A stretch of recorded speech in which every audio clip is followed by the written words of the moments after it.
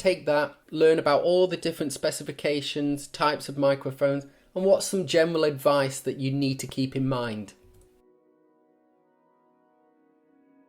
So here are some things to think about.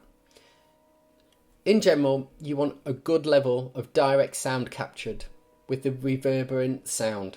Placing the mics where you would normally sit in the audience will give you too much reverb when listening over loudspeakers.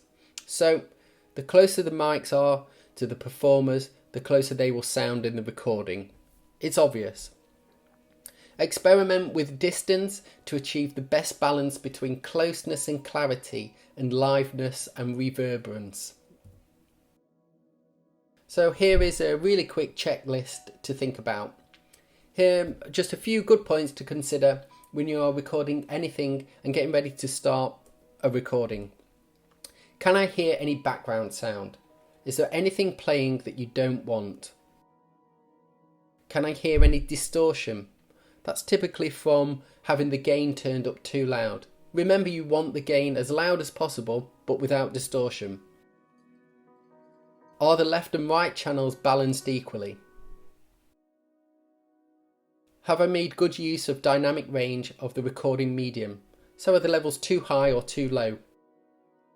Then you've got to ask yourself, have I accurately captured the stereo field of the sound source? Is there a sense of left and right using that microphone and using that recording location? Can I hear each instrument clearly? Is the recording a good representation of the performance? So I really hope you've enjoyed learning about some of the microphone specifications, microphone types, and how we use these microphones in common recording techniques. If you're interested in anything else of this type of thing, music and music technology, you might be interested in learning about how to record electric guitar, vocals, drums, bass guitar, or even acoustic guitar.